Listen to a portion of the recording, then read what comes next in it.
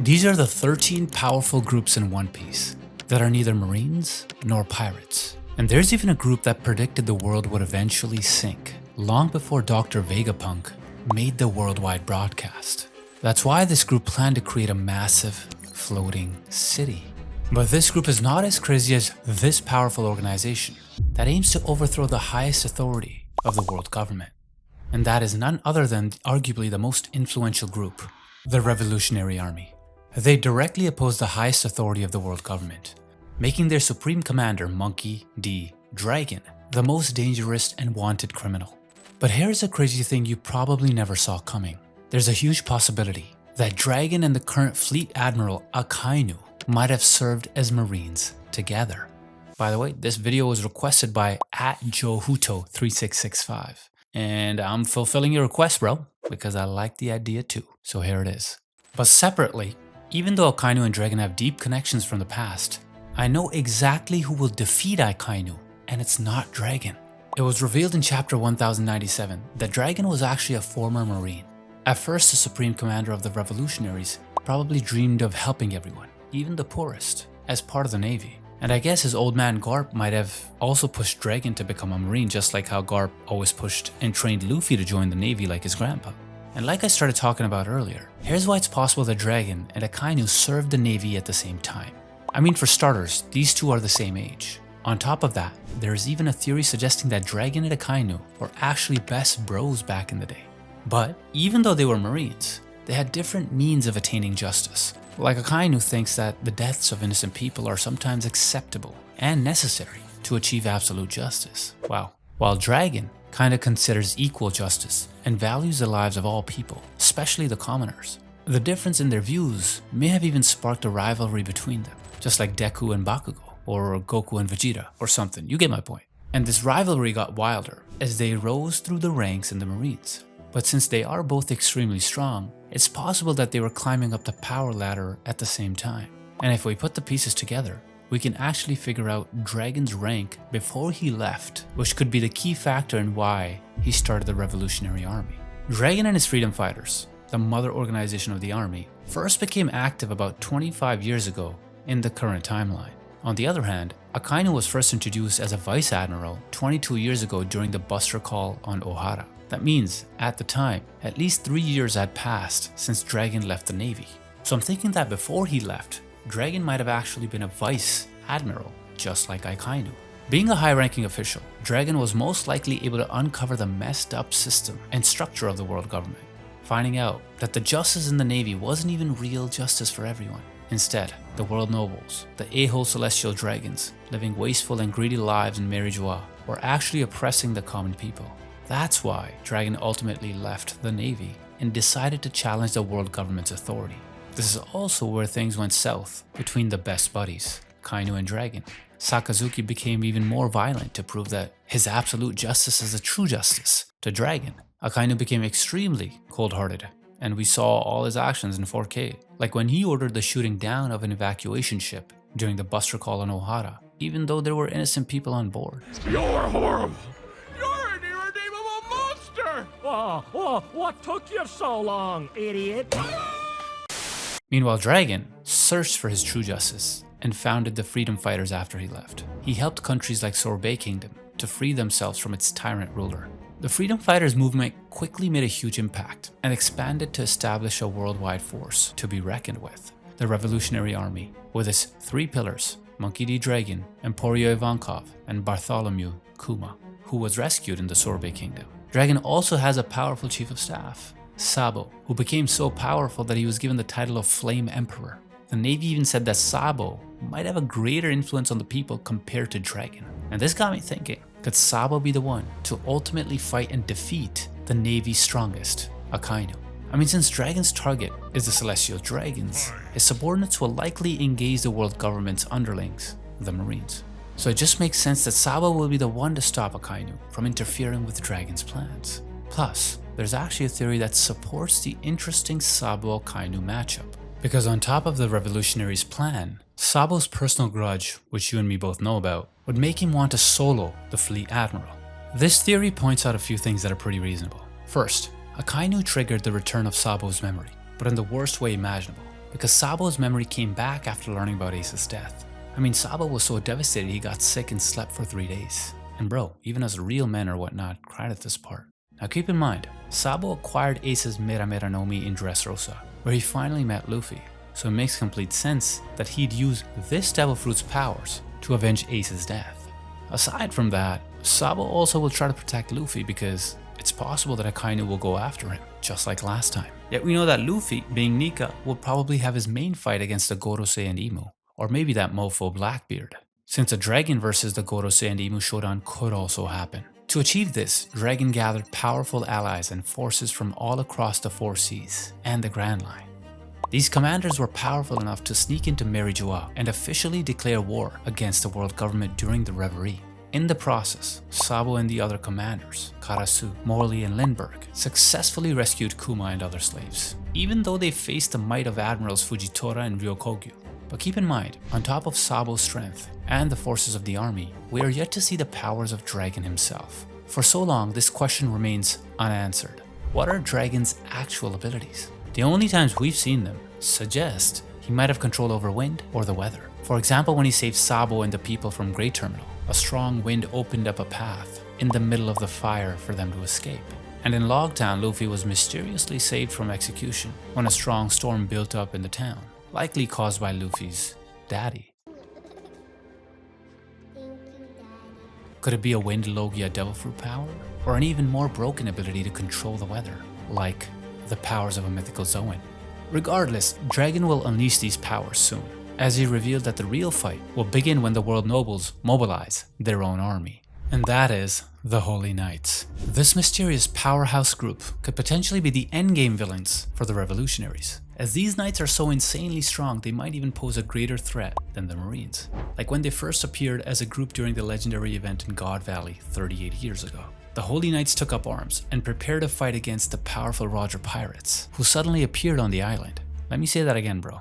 The Celestial Dragon Knights fought against the Prime Roger pirates. For real. This a fact. Aside from that, we knew someone who was hell-bent on catching powerful pirates and would immediately set sail as soon as he heard the name Roger, of Vice Admiral Garp. What's even crazier is that the infamous Rocks pirates joined the battle royale on the island. Now we don't know exactly what happened. These big names created the most mysterious battle that even erased the entire island of God Valley from the world map. Yet we're still left wondering just how extremely powerful the Holy Knights really are. But since they operate directly under the world government, and within the Celestial Dragons, we can put together a pretty good idea of their abilities. What's even crazier is that the strongest swordsman, Mihawk, might actually be part of the insanely strong Holy Knights. You see, the world government, created by 20 royal families centuries ago, defeated the Great Kingdom to establish the world we know today. And it's possible that the Holy Knights were the main forces that destroyed the kingdom where Joy Boy supposedly came from. This means the Holy Knights are so strong, they overcame an advanced and powerful kingdom. Currently, these knights are commanded by Saint Figarland Garling, who also fought in the God Valley incident, where he led the Holy Knights in protecting the Celestial Dragons. And we know that this moon-headed rockstar-looking old man is definitely a douche noble, as he's the one who's responsible for Mjosgard's execution after the Reverie. In case you forgot, Don Kido Mjosgard was the only one among the Celestial Dragons who actually thought highly of humans and respected them, but sadly, this led to his death. Interestingly, after the God Valley incident, Roger found Shanks in a treasure box on the island. Because of this, it's heavily suggested that Shanks might actually be a Celestial Dragon. Even more, he might be a member of the Figarland family because of his resemblance to the commander of the Holy Knights, Garling. As we know, Shanks is easily one of the strongest because of his overpowered Conqueror's Haki. That means his lineage and bloodline could be a family of insanely strong fighters. And if he's really related to Garling, I wouldn't be surprised if this grandpa also rocks an overpowered Haki. Aside from that, Shanks wields an unknown great sword named Griffin, which looks almost identical to the sword of the Unknown Knight mentioned by Dragon in chapter 1083. Could it be possible that the Holy Knights can be compared to Shanks in terms of sword skills or power? As a whole, the Holy Knights' powers are still huge mysteries yet to be revealed. The only members we've seen are this guy, who looks like he's gonna lead a satanic ritual or something, and this lady standing right next to Garling. There are also participants in the native hunting competition, who could also be members of the Holy Knights. Like this one who wears a hat with the world government logo, the guy wearing a mask with the number 46 on it, and this dude who wears a retro medieval like ruffled turtleneck. But what if I told you that aside from them, there's an insanely powerful swordsman who might be a current member or a former member of this order? Because there's actually a theory that says the strongest swordsman, Dracul Mihawk, might be part of the Holy Knights. When you think about it, we don't actually know how Mihawk became the greatest swordsman, right? He must have fought a lot of tough battles to create a black blade out of his supreme great sword, Yoru. Mihawk could only have achieved this by training and fighting against top-tier swordsmen like the Holy Knights. And since he's one of them, that also means he was a celestial dragon. What's even crazier is that if you look at his eyes and Imu's eyes, they're practically the same. So if Imu was said to be Saint Imu of the Nerona family, one of the founding members of the world government, could it be possible that Mihawk is also part of that family? If Mihawk's actually a Holy Knight with his power and top-notch skills, then the Holy Knights themselves are definitely on a whole another level.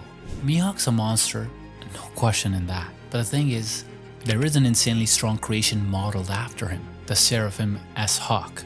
And this clone kind of looks like an upgraded version because of its Lunarian DNA, and the Paramecia Supa no Mi, which is easily a nightmare in the hands of a powerful swordsman. And he's just one of the insane creations of another powerful group. Unlike other forces that are strong due to their combat abilities, this group's true strength lies in their intelligence, in creating cutting-edge technologies and weapons that can even match the powers of both Marines and pirates. The Special Science Group, or the SSG. Well, actually they're known as the Marines SSG, but since it's a detached division and does its own thing, I consider them isolated from the Marines, which is why I include them on this list. When the Warlord system was ultimately abolished during the Reverie, the Navy believed that the Seraphims created by the SSG could potentially replace the 7 Warlords as one of the 3 great powers that maintain the balance of the world. But before the Seraphims, Vegapunk actually led a rowdy underground science club, the Laboratory of Peace, aka MADS. Literally mad scientists because they include an unlikely team of Queen, Caesar Clown, and Vince Smoke Judge. Their operations and experiments are definitely sus because they were actually funded by the loan shark, king of the underworld, Lou Feld. These all-star scientists successfully created Subject Number 1, Stussy, a clone based on the former member of the legendary Rocks Pirates, Buckingham Stussy, which is actually a huge surprise. I mean, check out your grandma. Then bro, look at this spicy Stussy version. Infinite Get. Man, shorty's so good at sucking blood. Like Lucci and Kaku passed out on the spot after their supposed ally from the CP0 turned out to be a traitor. Actually, when Stussy was introduced, you might have missed that she was mentioned as successful Subject Number 1. So what if there are other clones? And Stussy was just the only successful experiment. And we have seen another subject, haven't we? It's just that it was a little bit of a failure. It's none other than Edward Weevil. Because there's an interesting theory that the former warlord is not actually Whitebeard's son, rather Weevil is a failed experiment of Mads. First of all, I don't think Weevil can be Whitebeard's son because Pops valued his crew as his own family. And if he considered them as sons, doesn't it make sense that he wouldn't abandon his biological son? I also don't think that Miss Buckingham would hide their son from Whitebeard if they actually smash, like they had a kid together, you know? So in chapter 1070's cover, we can see an unknown 5th member of Mads that could easily be Miss Bucking in her youth. And I'm thinking that cloning Whitebeard was her own experiment. I mean, the girl probably got just madly rizzed by the Whitebeard and decided to make a clone of him. But since she is just a self-taught scientist, Miss Buckingham did a half-assed job creating a copy of Whitebeard. Because aside from the signature beard, Weevil and Newgate don't really look alike, you know what I'm saying, bro? They different. Still, as a self-proclaimed scientist, Grandma Stussy probably considers her experiment successful. That's why she took Weevil as her own son. She's definitely a mad one on that note, but she's nothing like the real scientists of the Laboratory of Peace. Honestly, I don't even know how they got that name because Vegapunk is the only one who really worked on inventions that promote peace. The others like Queen and Caesar were basically focused on their own shady and unethical experiments. Ultimately, they were disbanded by the world government because Mads were considered a real threat after these scientists discovered the lineage factor, which is essentially the blueprints of life. This was all possible because of vast knowledge of Dr. Vegapunk, who ate the Nomi Nomi no Mi, making him the smartest man in the world. He was eventually hired by the world government to lead the special science group, using the lineage factor they had discovered. Vegapunk created powerful cyborg weapons, the Pacifistas, and the Seraphims, which are considered the strongest form of humanity. Actually, when the Mads were disbanded, Vince Smoke Judge escaped the world government's hands and continued the research on lineage factor on his own, where he succeeded in creating powerful modified humans, and even an army of clones that I'm going to explain in detail soon.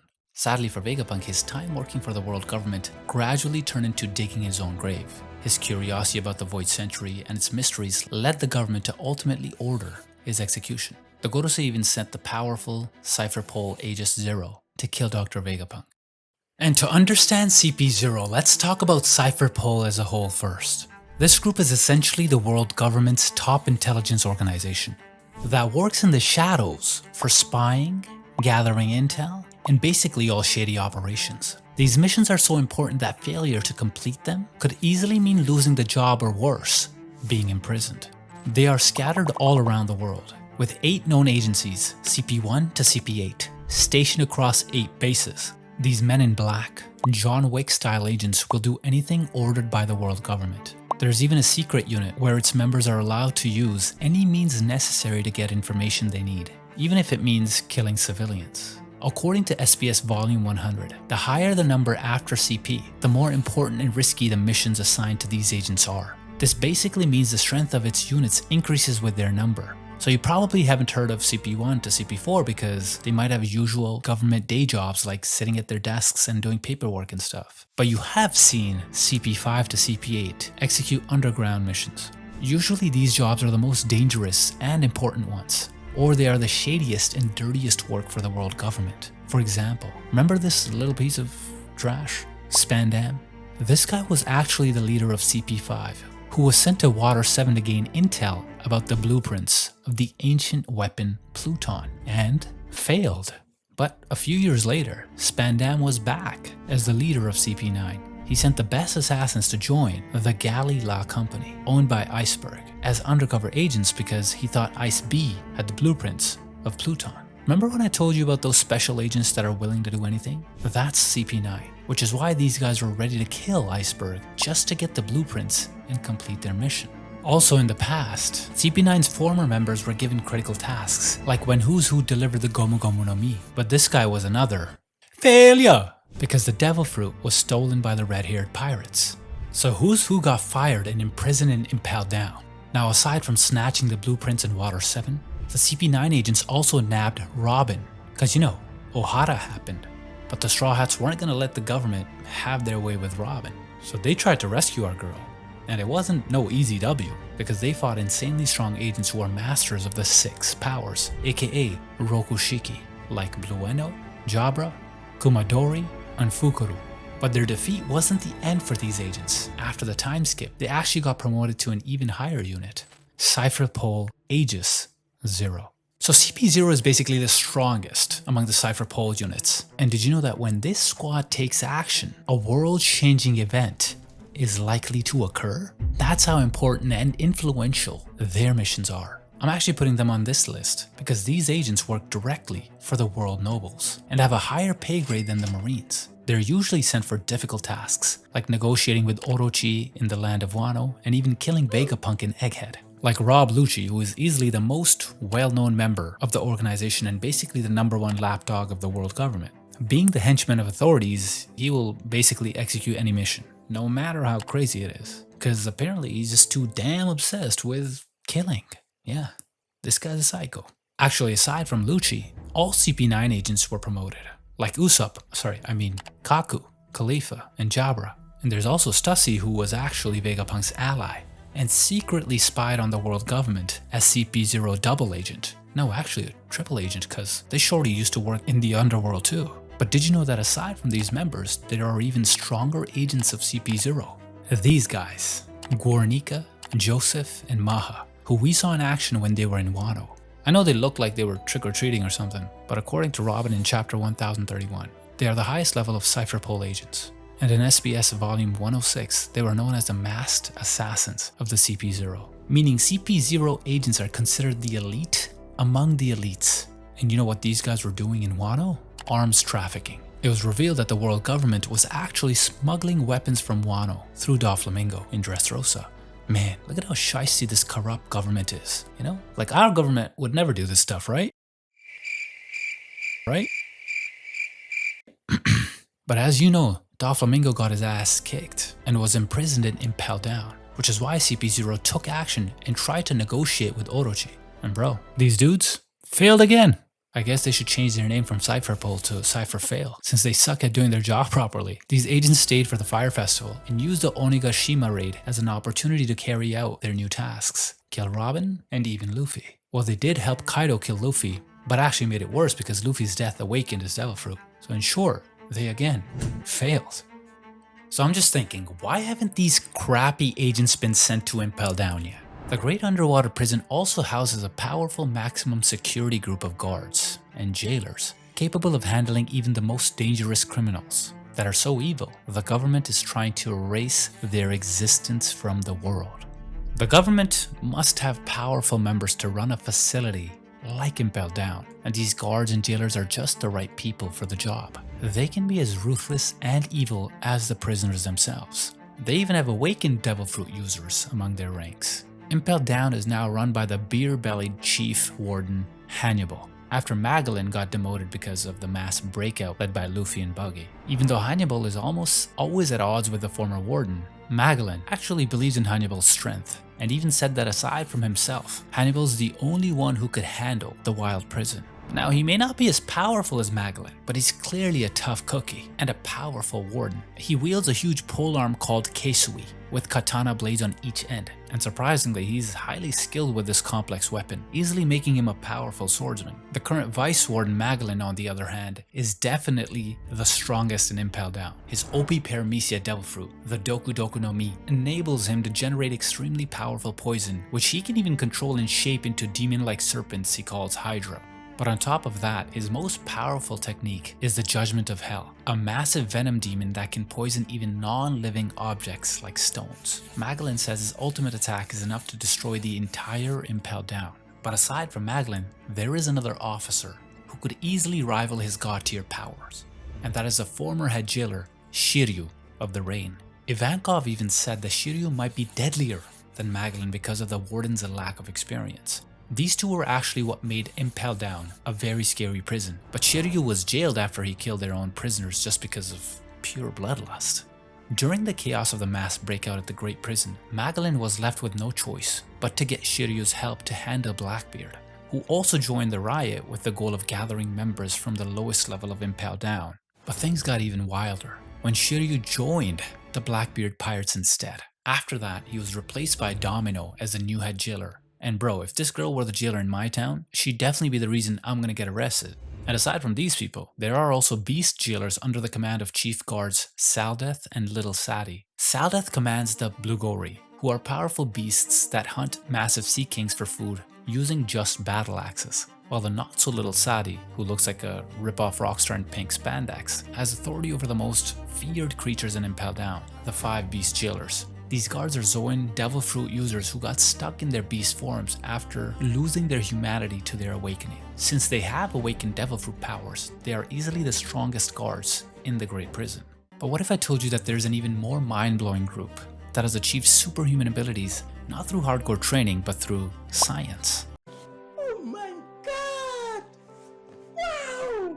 After Vinsmoke Judge left Mads and took off with the greatest discovery of their science club, the Lineage Factor, he continued his research on copying and even improving life itself. He successfully learned the secrets of the blueprints of life. And the crazy thing is, he even used his own children as test subjects to create the very first modified humans. Wow, Dad of the Year award. Ichiji, Niji, Yonji, and even the eldest sister Reiju all possess superhuman strength and abilities, thanks to genetic enhancements. They even have hard exoskeletons, like when Sanji punched Ichiji, it sounded like hitting hard steel.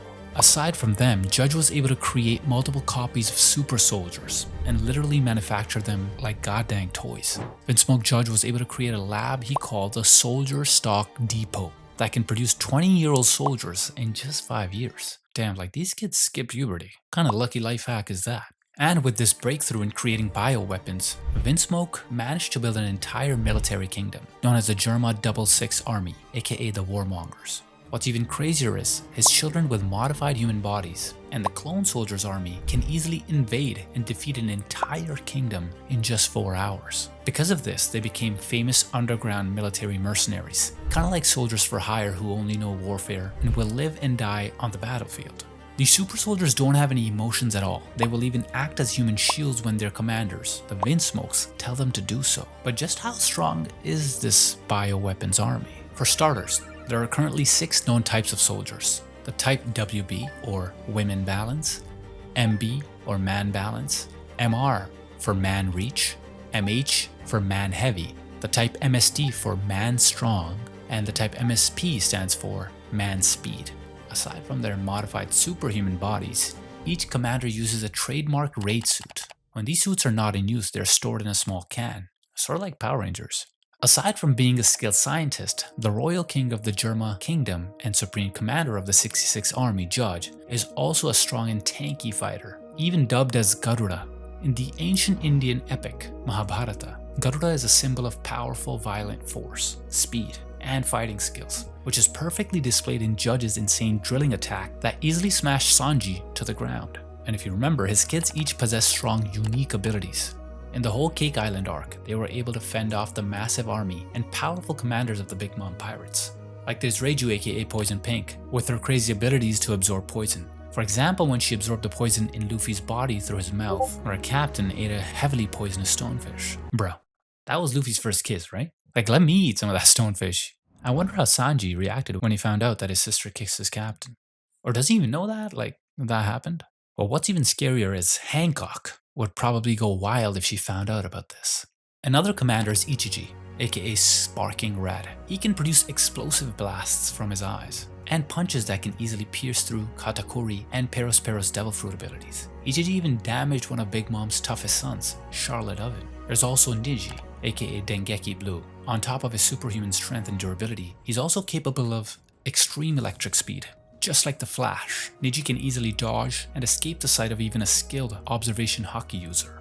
And the last and the youngest among the siblings is Yonji, or Winch Green. He got the nickname from his mechanical right arm weapon, which literally works as a winch capable of gripping and smashing objects with overwhelming power. After escaping Big Mom's territories, Sanji's siblings slipped him his raid suit, which Sanji used in their fight against the Beast Pirates in Wano.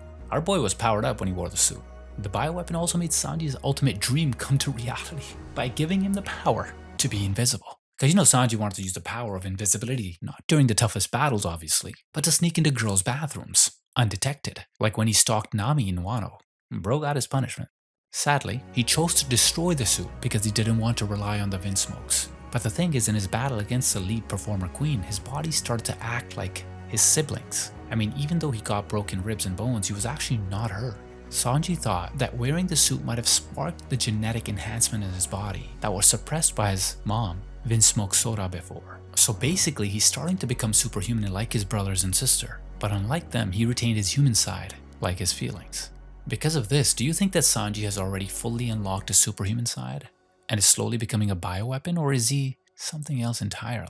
Now, did you know that before Zoro joined Luffy, there was actually an underground syndicate that tried to recruit the Pirate Hunter as one of its members? And guess what Zoro's response was? He casually said that he would join them, but only if he's gonna be the boss. Talk about a badass move. And that syndicate is Baroque Works. Back in East Blue, Zoro encountered an agent, Mr. 7, who asked him to join their underground organization, but Zoro turned him down. Because bro said these guys are crooks, because they literally obey someone they don't even know. Actually, that's how this crazy syndicate works. They have a well-organized structure to smoothly execute all their shady plans and operations, while totally hiding the identity of the man behind the scenes.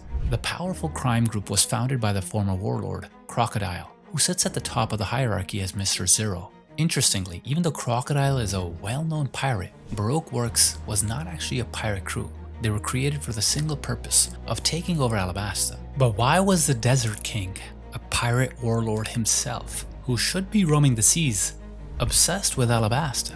Well, actually, his ultimate goal was to get his hands on the weapon of mass destruction, one of the ancient weapons, Pluton. He thought it was safely kept by the Nefertari family deep in the capital of their kingdom. To achieve this, Crocodile devised a plan that he called Operation Utopia. to turn the whole kingdom upside down by toppling the Nefertari family from the royal throne and eliminating King Cobra, all to obtain Pluton. He even gathered a huge army with a massive number of agents and soldiers to execute their plans. And the Syndicate was so powerful that it almost destroyed Alabasta from the inside by turning its people against their own ruling family. Did you know that these guys weren't just a bunch of thugs and rascals? They had an organized structure with well-defined roles for each member. Just like the President Crocodile, aka Mr. Zero, and Robin, who was then known as Miss All Sunday. The top officer agents usually actually worked in pairs. The guys had numbered code names representing their power and rank within the gang, while the ladies had given names based on holidays and days of the week. Wow, give them an A for creativity. These officer agents, who were also in command of the foot soldiers called Billions, include the human blade Daz Bones, aka Mr. One, who was partnered with Miss Doublefinger, Zala, who ate the Toge Toge no Mi, making her the human Spike. Then there's one of my favorites, Bon Clay Chan, aka Mr. Two, who didn't have any partner at all because, Bon Clay is already a proud. Oh, come my way!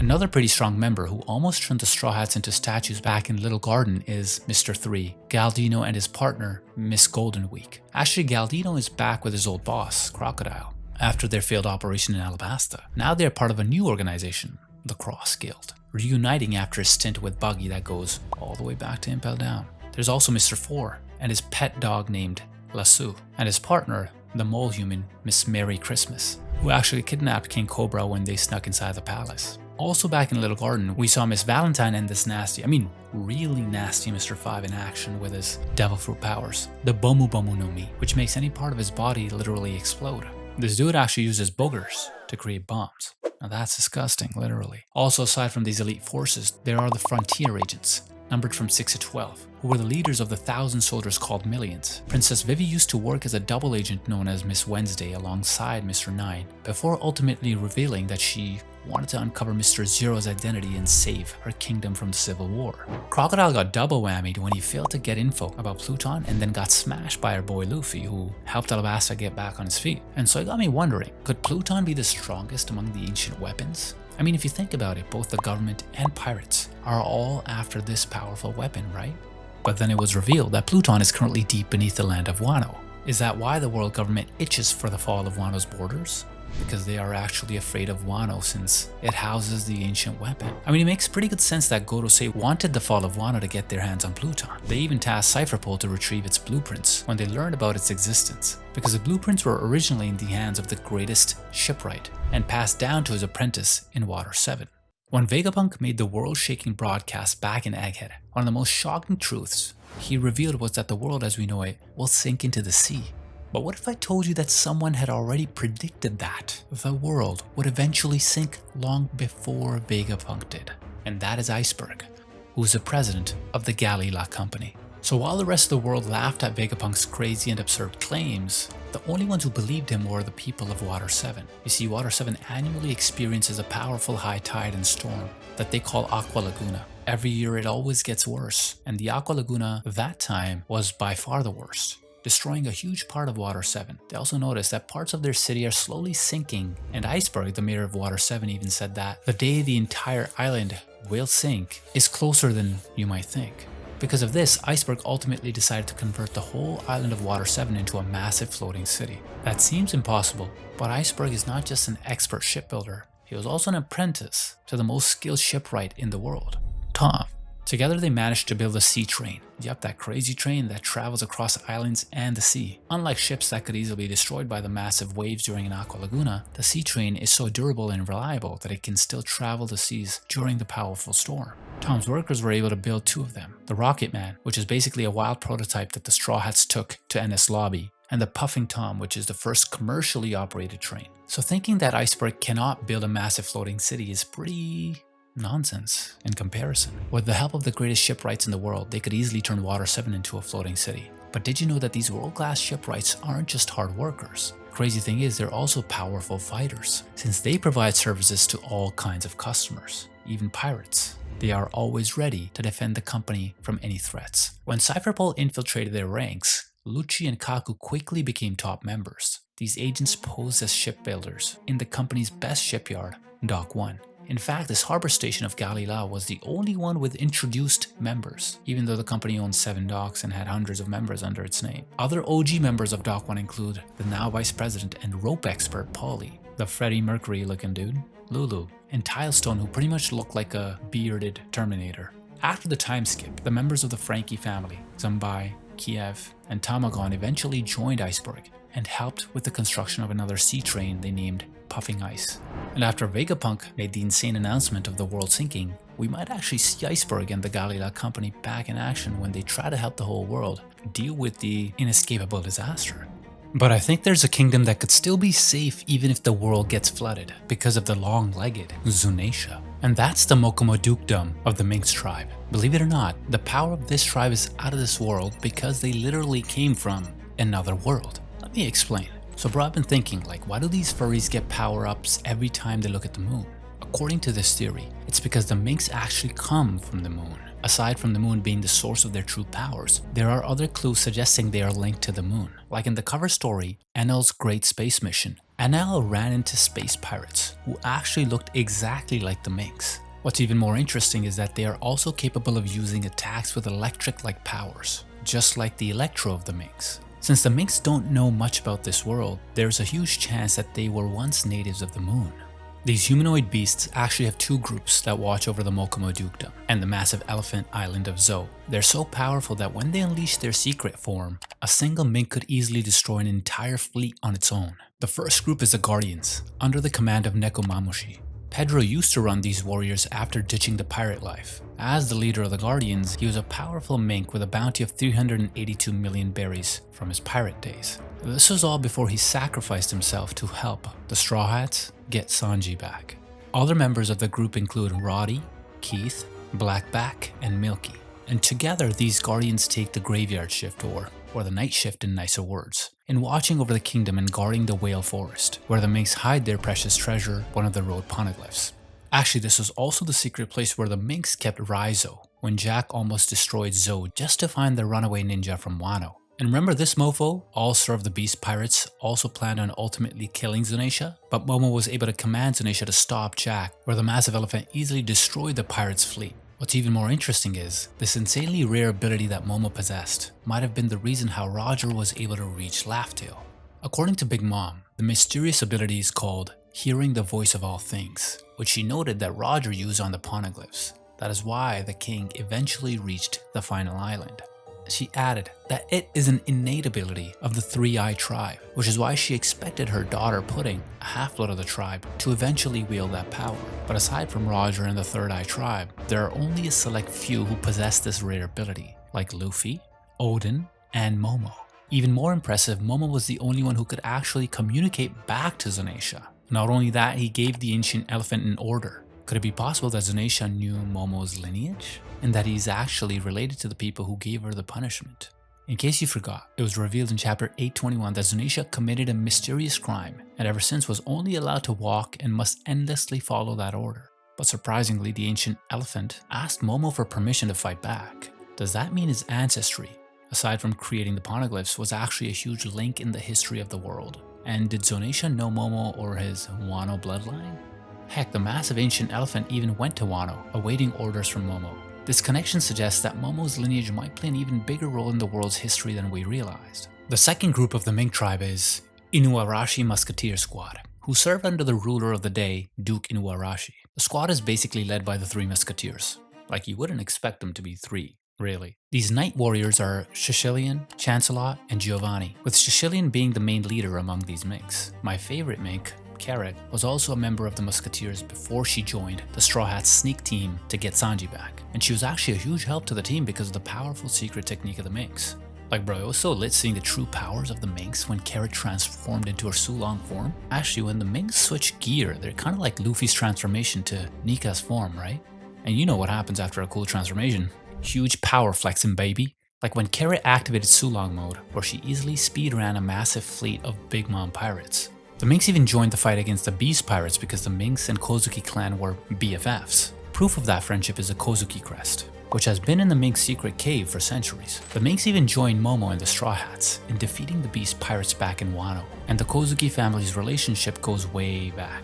Dogstorm even said that the crest of the Kozuki clan has been in the Guardian's secret cave for centuries. These Minks were a huge support for the Alliance, especially when they upped their game using their Sulong form to fight the Beast Pirates. You know man, I really thought Carrot would eventually join the Straw Hats after all the times they fought together. Sadly, Oda gave her huge plot armor, making her the ruler of Mokomo Kingdom, after Inuarashi and Nekomamushi decided to stay as the members of the 9 Scabbards. Before dealing with the 9 retainers of the Kozuki clan, there's also a squad that used to serve the Shogun family, kind of like Wano's version of CP0 but way more stealthy. The Ninja Warriors of Konoha, or Wano. They used to work for the Kozuki clan, but when Kaido took control of Wano, the ninjas switched sides, joining the new Shogun Orochi and taking the name Orochi Oniwabanshu. So they flipped their switches from good to bad boys, like the Akatsuki, while the Oniwabanshu were not as dog, so they were like cheap copies. These masters of ninjutsu are led by Fukurokuju and are all experts in stealth and spy operations, and even assassinations. But after Orochi's death, they quickly allied with Kaido and the Beast Pirates to fight against the Ninja Pirate Mink Samurai Alliance. That was a mouthful.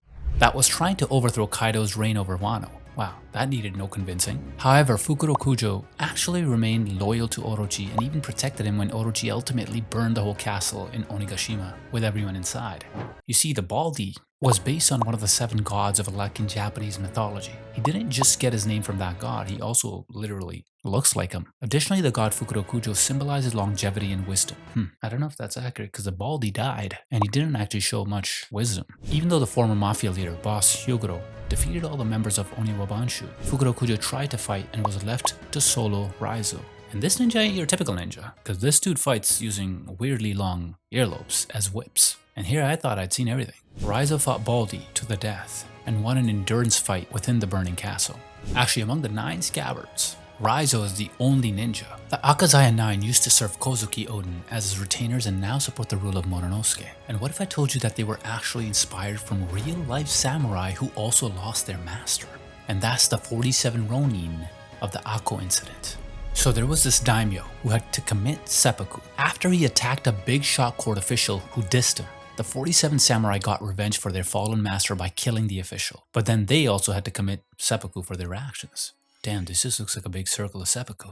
But before the Akazaya 9 became the legendary samurai who protected the shogun and the land of Wano, they were actually street trash that Oden unexpectedly picked up one after the other while on his way to the lawless land of Kuri. He slowly gathered a motley crew of unlikely disciples until he reached a region filled with all kinds of criminals and bandits. He then defeated the strongest in the wasteland, Ashura Doji, who eventually became one of his followers. And these samurai helped Oden transform Kuri into a decent region of Wano, making him the very first lord, aka daimyo of the place he built from the ground up. Oden even appointed his followers to be his retainers as the daimyo of Kuri. And did you know that these hardcore samurai are so powerful that Kinamo even said that a single member could easily be worth 100 men in battle? The original members include Kinamo, Denjiro, Raizo, Ashura Doji, Inuarashi, Nekomamushi, Kawamatsu, Kikunojo, and Kanjuro. However, Izo took Kanjuro's spot when this long-haired Ronald McDonald's was actually Orochi's snitch right from the start. The Akazaya 9, led by the Foxfire Kinemon, were all powerful samurai because these guys actually studied Oden's signature two-sword style technique of themselves. But when Wano took a huge loss, after Kaido killed Oden 20 years ago, the Scabbards were left with the task of defeating the Beast Pirates, even sending Momo and the other retainers 20 years into the future in hopes of keeping Momo safe. To defeat Kaido, Kinemon and Momo gathered a powerful alliance to get their country back from these pirates. When the group reached Zou, Kinemon revealed that Oden's last wish was to bring down the walls of Wano and open the country to the world. They ultimately defeated Kaido, but the Scabbards lost Ashura Doji and Izo during the final battle in Onigashima. What's interesting is that after the Alliance's ultimate victory, Momo talked with Zunisha, who mysteriously arrived in Wano. Momo then said that he will not yet open Wano to the world, which is a bit puzzling because it's opposing his dad's final wish of bringing down the country's borders. So what exactly would happen if Wano were open to the world? Does that mean Zunisha actually knows the plans to break the walls of Wano? And will she be the one to actually do it? On top of that, the Gorosei were expecting the borders to open once Kaido was defeated, but they thought a really smart man had predicted the government's possible action of occupying the country once it was open to the world. I'm thinking that Momo knew Pluton is actually deep within Wano, and if he opened the country's borders, the government and others would easily want to get their hands on one of the ancient weapons. So Momo realized that with his current strength, he cannot protect Wano and its people if they were attacked, like what happened in his battle with Admiral Ryokogyu. Luckily, Yamato hasn't left Wano to join the Straw Hats. She promised Luffy she would watch out for Momo, and honestly I think Yamato and Momo could make a pretty great couple in the future.